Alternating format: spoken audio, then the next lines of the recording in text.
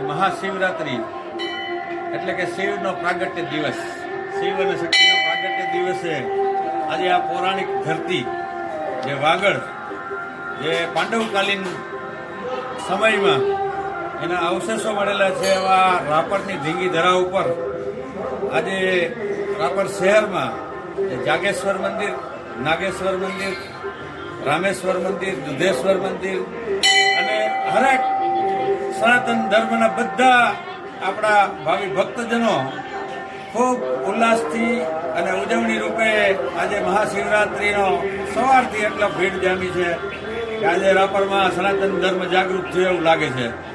સાથે આપણે આ જાગેશ્વર મંદિરે કે પૌરાણિક મંદિર છે, બહુ વર્ષો જૂનું છે. એવી જ રીતે નાગેશ્વર મંદિર નગાસર તળાવ પાસે, એવી જ રીતે તાલુકામાં જોઈએ તો બેલા બિલેશ્વર મંદિર, નાગતર અને હરેક જગ્યાએ ગામો ગામ આજે શિવ ભક્તો ખરેખર હર્ષ ઉલ્લાસથી આજે શિવરાત્રિ, મહાશિવરાત્રિની ઉજવણી કરી રહ્યા. આજનો દિવસ એ સનાતન ધર્મ માટે મહાન દિવસ છે, કારણ કે આ દિવસે જ્યારે વિષ્ણુ અને બ્રહ્માજીનો જે ઝઘડો થયો અને એમાં જે વચ્ચે જે લિંગ સ્વરૂપે જ્યારે ભગવાન શિવ સાક્ષાત પ્રગટ થયા તે દિવસથી આ દિવસ સુધી આ તેરસને દિવસનો મહાશિવરાત્રિ તરીકે ઉજવવામાં આવે છે.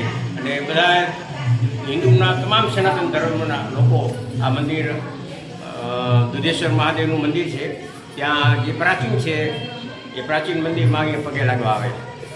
Thank you. આજે મહાશિવરાત્રિ નિમિત્તે શિવાલયોમાં કયા કયા કાર્યક્રમોનું આયોજન કરવામાં આવે છે? આજે શિવભક્તો દ્વારા રુદ્રી, મહાઅભિષેક, બિલ્વપત્ર, જળ, દૂધ વગેરેનો અભિષેક કરી અને મહાદેવને રીઝવવામાં આવે છે. સૌથી પ્રથમ તો આપના માધ્યમથી રાપર શહેરના સૌ નગરજનોને મહાશિવરાત્રિની ખૂબ ખૂબ શુભકામનાઓ.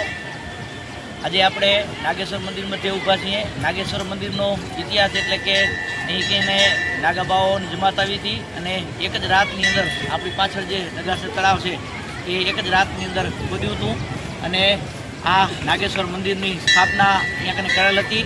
એટલે આ નાગેશ્વર પૌરાણિક મંદિર છે અને આજ મહાશિવરાત્રિના પાવન દિવસે સ્વયંભૂ લોકો આજ મંદિરમાં ઉમટી રહ્યા છે, પૂજાપાઠ કરી રહ્યા છે અને હર હર ભોલેના નાદ સાથે નાગેશ્વર મંદિર ગાજી ઉઠ્યું છે.